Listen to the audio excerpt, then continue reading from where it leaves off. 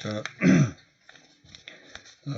자연곡물이든 인공곡물이든 간에 형체적 요소가 소멸됐다고 해가지고 바로 곡물로서의 성격을 상실하는 것은 아니고 반드시 이 공용 이 폐지 행위가 있어야 된다.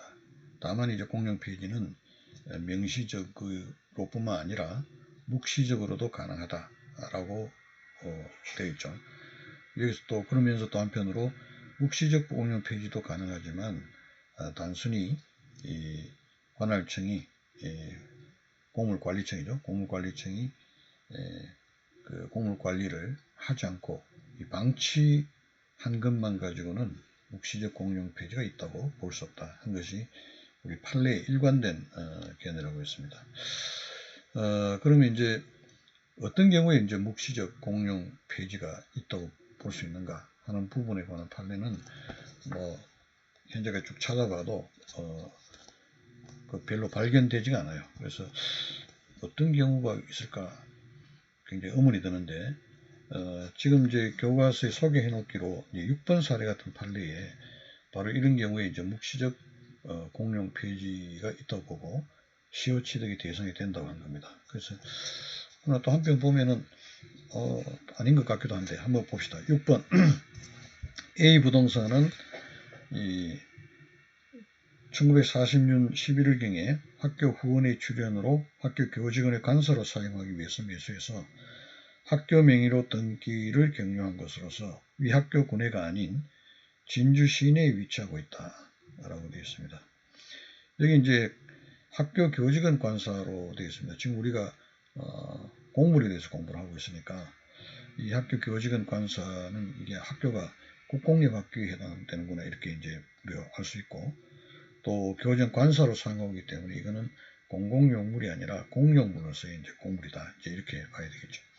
그 재무부 장관은 54년 3월에 학교장에게 공관이나 현업부대 및 군부대 기타 공공기관 내에 있는 관사를 제외한 관사조례는 폐지하니 해당되는 관사는 용도 폐지하여 재무부로 기소하라고 지시하고 용도 폐지된 관사는 재무부에서 일반 경쟁 업찰 방식에서 공멸 방침임을 통지하였다라고 되어 있습니다. 이게 이제 좀 명확하지 않는데 이 학교 교직원의 관사가 학교 군에 있지 않고 진주 시내에 위치하고 있습니다. 그래서 공공기관 내에 있는 관사를 제외한 관사들을 폐지한다고 되니까 폐지 대상이 되었습니다. 그래서 이런 방침이니까 공매하라. 우리가 할 때니까 조치를 취하라 이렇게 되었습니다. 그래서 당시 학교 교장인 갑은 학교 밖에 위치한 관사인 이 사건 부동산을 용지 폐지한 후에 위 지시대로 재무부에 기속시키지 않고 학교 사친의 이사의 의결을 거쳐 을에게 매각하였다 되어 있습니다. 그래서 용도 폐지한 후에 재무부로 이렇게 기속시켜 가지고 그 이후에 이제 뭐 다른 방식으로 공매할 방침을 통보했는데 학교가 용도 폐지는 하고 재무부에 기속시키지 않고 자기가 그냥 알아서 매각해버린 이런 경우입니다. 그래서 그 매각에서 을이 이걸 이 관사를 매입을 해서 20년 이상 점유 사용했으니까 시효 취득했다라고 이제 주장하는 그런 사안인데 여기 보면 이게 그래서 제가 아까 명확하지 않다. 이 사건 부동산은 만약 용도 폐지를 이 학교장이 했다라고 하면 용도 폐지 된 거로 본다면 이거는 일반 재산이 되었으니까 당연히 이 시효 취득의 대상이 되게 된다. 그래서 이걸 무슨 묵시적 공용 폐지라고 볼 수 있는가 이제 하는 것인데 만약에 이제 이 학교 학교 교장이 용도 폐지를 하는 공물 관리청은 아니죠. 공관리청이 아니라고 이제 이렇게 본다면 용도 폐지했다는 것은 아마 사실적인 용도 폐지지 법적인 그런 용도 폐지가 아닌 것 같아요. 그렇다면 이제 용도 폐지가 법적인 용도 폐지가 아니라고 이렇게 본다면 이런 상태를 가서 어쨌든 용도 폐지가 하라고 지시를 했고 그 용도 폐지를 위한 조치를 이렇게 취해가지고 기속 재무부에다 이제 기속을 시키는 이런 조치를 쭉 취해야 되는데, 이게 포괄적으로 봐서 법적인 용도 폐지는 지금 아직까지 되지 않았다면은, 이런 상태에서 이제 타인에게 매각이 되고 을에게 매각이 되고 20년 이상 됐다면, 이런 경우에는 묵시적 공용 폐지가 있다고 본 것이 아닌가, 이렇게 생각이 들어요. 그래서 이게 좀 명확하지 않습니다. 만약에 학교 교장이 용도 폐지한 것이 진짜 법적인 용도 폐지돼서 이미 일반 재산화 됐기 때문에 바로 시효 취득 대상이 되는 것입니다. 그러나 만약에 학교 교장이 용도 폐지했다는 것이, 이게 공무관할청이 용도 폐지를 해야 되는데, 학교 교장이 이 관사에 대해서 어떤 용도 폐지를 할 그런 권한이 있는가, 권한청 따로 있는데 사실상의 어떤 조치에 불과한 것이 아닌가, 이렇게 본다면 묵시적 공용 폐지라고 이렇게 볼 수 있는 상황이죠. 이런 정도가 되어야 유일한 다른 사례도 있을 수 있겠지만, 최근에 교과서나 그 주변에서 묵시적 공용 폐지를 사례로 인정한 유일한 판례가 이제 이겁니다. 이런 경우가 되고, 그렇지 않은 경우는 법원은 묵시적 공용 폐지를 굉장히 제한적으로 인정하고 있다. 이런 점을 여러분들이 기억하시기 바랍니다. 그 다음에 7번 볼까요? 이것도 이제 교과서에 이미 한 겁니다. 갑은 서울 강남구 수서동 산 10의 7 일대에 임야를 소유하고 있고, 이 토지는 구 문화재보호법에 의한 지방문화재로 지정된 광평대군 묘역의 일부이다. 요 이제 우리 이런 터널이니까요. 가면 그 부분인 것 같은데, 어쨌든 이 문화재보호법에 의해서 지정문화재로 지정된 광평대군 묘역의 일부입니다. 그 토지가. 그러면 이건 이제 보존 공물 또는 공적 보존물에 관한 그런 내용이구나, 이렇게 되죠. 서울시는 수서지구 택지개발 사업의 시행자로 택지개발 촉진법 48조에서 택지개발 사업 승인 및 개발 계획 변경 승인을 얻어서 각각 고시하여 이 사건 토지를 이에 의해 수용할 토지에 포함시켰다라는 것입니다. 그래서 광평대군 묘역의 일부로 지정된 것은 공적 보존물 또는 그 보존 공물로서 보호할 그 현상 자체를 그대로 보호할 공익적인 어떤 이유가 있어서 이 공적 보존물로 지정을 한 거죠. 공익 목적으로 지정을 했다. 그런데 여기 이제 택지개발 사업이라는 것은 이것도 이제 공익 사업입니다. 택지에서 주택을 일반 주민이나 국민에게 공급을 하는 것은 공익적인 목적은 공익 사업입니다. 공익 사업을 위해 가지고 이 보존 공물 어떤 공적 보존으로 지정된 그 지역의 토지를 수용할 수 있는가? 이미 공적 목적에 제공된 공물을 다른 공익을 위해서 수용할 수 있는가에 관한 그런 문제죠. 여기 이제 공물이 공용 수용의 대상이 되는가 하는 그게 주제가 거기에 관한 내용입니다. 그래서 이 사안 보존 공물의 경우에는 법원의 판례가 가능하다고 이제 그렇게 났습니다. 이제 이게 주로 문제가 되는 것은 토지수용법 5조에 보면 토지를 수용 또는 사용할 수 있는 사업에 이용되고 있는 토지는 특별한 필요가 있는 경우가 아니면 이를 수용 또는 사용할 수 없다, 이런 규정이 있는데, 이게 이제 부정설로 이게 공물은 공유 수용할 수 없다. 공물 만약 수용이 되려면 이 공물의 공용 폐지를 하고 일반 재산으로 다음에 이제 수용해야 된다. 이제 이런 것이 부정설의 견해입니다. 그러면서 이 특별한 필요가 있는 경우라는 것을 굉장히 제한적으로 해서 수용 또는 사용할 수 있다라는 그런 명문에 다른 특별한 규정이 있는 경우에 한해서 이렇게로 해석하는 것이고, 널리 이제 공물이라도 공물이 어떤 공적 이유 때문에 공익 때문에 공물로 지정을 했는데 그거보다도 더 큰 공익을 추구하는 사업이 있다면 수용할 수 있다는 그런 긍정설의 입장에서는 이 특별한 필요가 있는 경우라는 것은 바로 지금 말한 대로 지금 공적 보존물로 지정함으로써 달성하고자 하는 공익보다도 더 큰 공익을 추구하는 공익사업이 있다면 수용이 가능하다. 바로 특별한 필요가 있는 경우라는 것이 그런 것이다 라고 해석을 하는 것이 이제 긍정설의 입장이다라고 했습니다. 우리 박균선 교수 같은 경우는 이제 부정설의 입장에 취하고 있는데, 대부분은 이 판례를 이유로 해가지고 이 곡물도 더 큰 공격을 위해서 공용 수용이 가능하다라는 그런 견해를 취하고 있습니다. 부정설의 입장에서는 이거는 공적 보존물의 경우고, 공적 보존물은 엄격한 의미에서는 이 곡물이라고 할 수가 없다. 다음 토지 그 공적 보존을 위해 가지고 토지 그 소유자에 대한 어떤 소유권을 제한하고 있는 것에 불과한 것이지 이 곡물이라고 할 수 없다. 이런 견해도 있습니다. 그래서 이 공적 보존물은 아까 곡물이 아니기 때문에 이렇게 수용할 수 있다라는 그런 견해가 된다.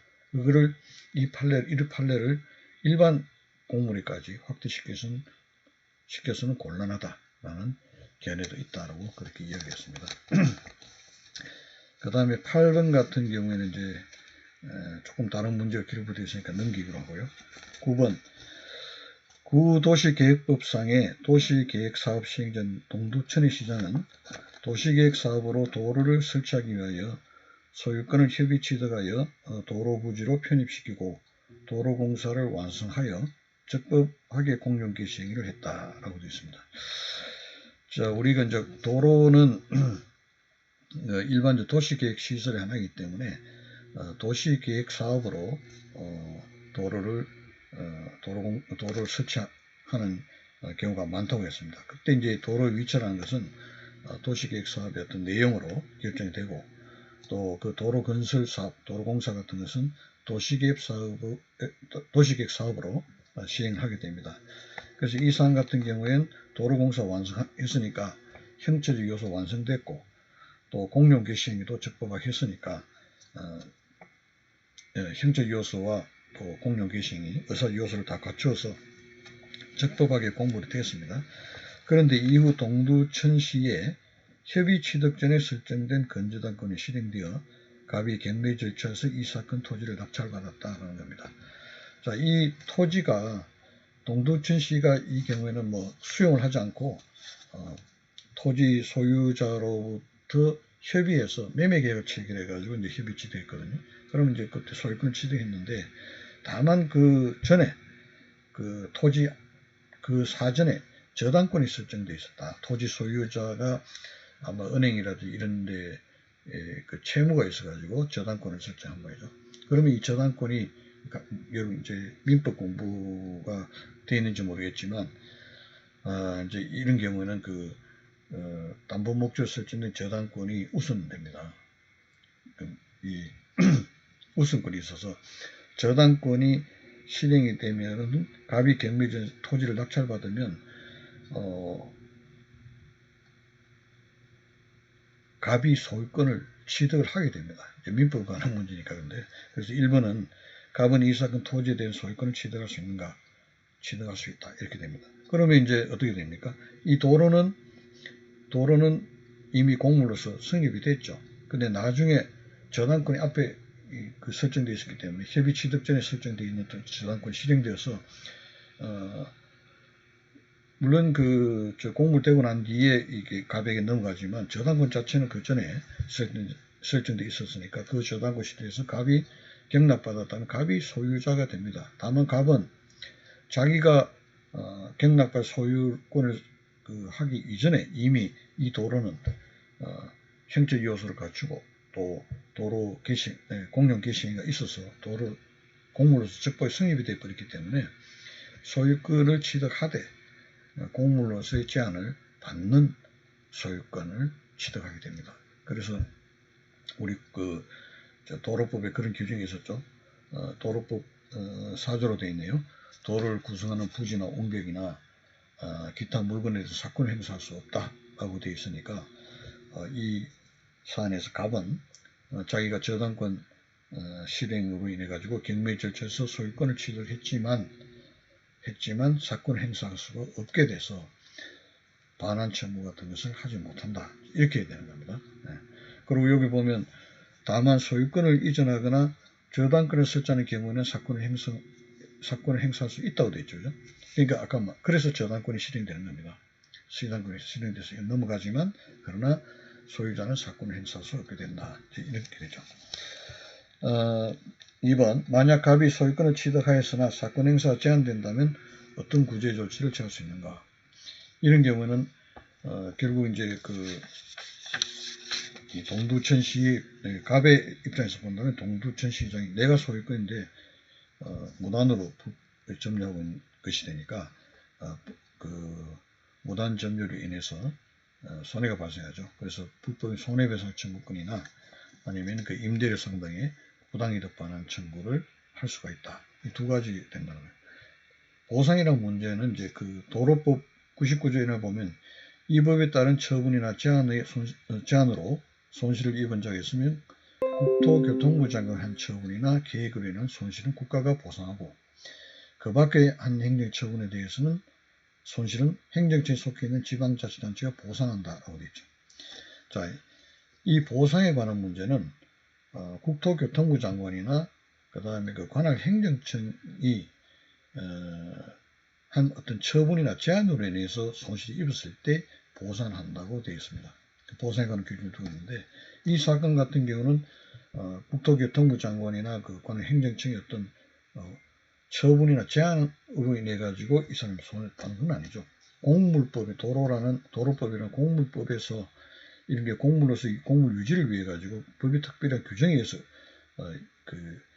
예를 들면 사건을 소유권은 넘어가지만 사건 행사할 수 없다고 돼 있어서 공물의 어떤 목적 달성을 위해서 그런 규정을 두고 있는 그 규정 때문에 그런 것이지 이 국토교통부 장관이 어떤 행정청의 처분이나 제한으로 인한 것은 아니거든요. 그래서 보상에 관한 이 도로법 99조 1항이 적용되는 것이 아니고 도로법 4조에 따라 가지고 일반 이론에 따라서 불법 행위로 인한 손해배상 청구나 부당이득 반환을 청구할 수 있는 것이다. 그래서 이 도로법 4조에 관한 문제와 99조 제1항에 관한 문제를 구분을 해달라라는 그 취지에서 이 문제를 넣었습니다. 자, 이렇게 해서 도로란다. 공물의 승립과 소멸에 대해서 다 살펴본 것으로 하고 다음 시간에는 이제 공물의 관리와 공물 사용 관계에 대해서 알아보도록 하겠습니다. 그 정도까지 이번 학기는 그 정도까지 진도가 나갈 수밖에 없지 않는가 싶습니다. 자, 오늘도 수고했습니다.